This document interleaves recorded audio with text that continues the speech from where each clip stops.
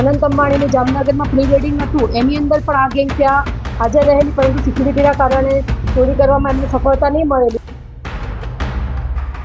Total 12 વ્યક્તિઓને arrest કરવામાં આવ્યા છે અને 25 જેટલા ગુનાઓ, જેમાં ગુજરાત, મહારાષ્ટ્ર અને ગોવાના ગુનાઓ છે.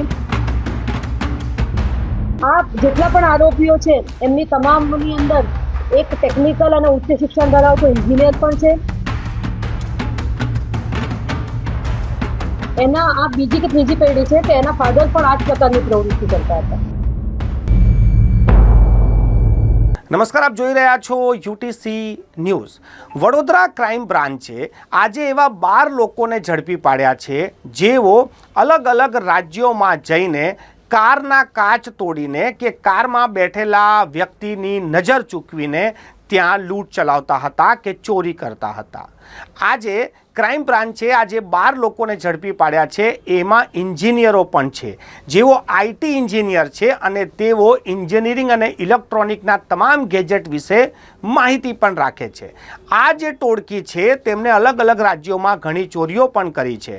ગુજરાતમાં તેઓ અનંત અંબાણીના પ્રી વેડિંગમાં ચોરી કરવા આવ્યા હતા. ત્યાં તેમને સફળતા ના મળી, કારણ કે ત્યાં હાઈ સિક્યુરિટી હતી. ત્યારબાદ તેઓએ રાજકોટમાં પણ ચોરી કરી.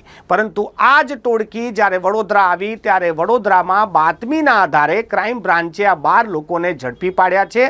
આજે જોઈન્ટ પોલીસ કમિશનર લીના પાટીલે પત્રકાર પરિષદ કરીને આ વાતની માહિતી આપી છે. આવો સાંભળીએ આ 12 લોકોને પકડ્યા બાદ વડોદરા જોઈન્ટ પોલીસ કમિશનર લીના પાટીલ શું કહી રહ્યા છે. તો ટોટલ 12 આરોપીઓ પાસેથી લેપટોપ, મોબાઈલ ફોન અને સોના ચાંદીની અલગ અલગ વસ્તુઓ એમ કરીને 10 લાખનો મુદ્દામાલ રિકવર કરવામાં આવેલો છે. આ રામજીનગર જે વિસ્તાર છે એ આખો વિસ્તાર છે એ ઇનફેમસ છે. ત્યાંના લોકો દેશના અલગ અલગ વિસ્તારોમાં જઈને કાચ બંધ હોય કારનો તો એને ગિલોલથી તોડીને એમાંથી ચોરી કરવાની પ્રવૃત્તિઓ ધરાવે છે. સાથે સાથે કોઈ વ્યક્તિ કારમાં બેઠા હોય એને કે તમારી પૈસા પડી ગયા છે, એવી રીતના નજર ચૂકવીને બીજો વિષમ આવીને ત્યાંથી લેપટોપ કાં તો કારમાં રહેલી જે કિંમતી ચીજ વસ્તુઓ હોય એ ચોરી કરી અને ફેરવી લેવાની એવી આ લોકોની એમો છે. અને આ એક ફેમસ ગેંગ છે જેનો જે મેઇન લીડર છે જગન કરીને છે, જગન ફેરવે. આ આખી ગેંગ જે છે એ પ્રોપર ઓર્ગેનાઇઝ વેમાં ઓપરેટ કરે છે.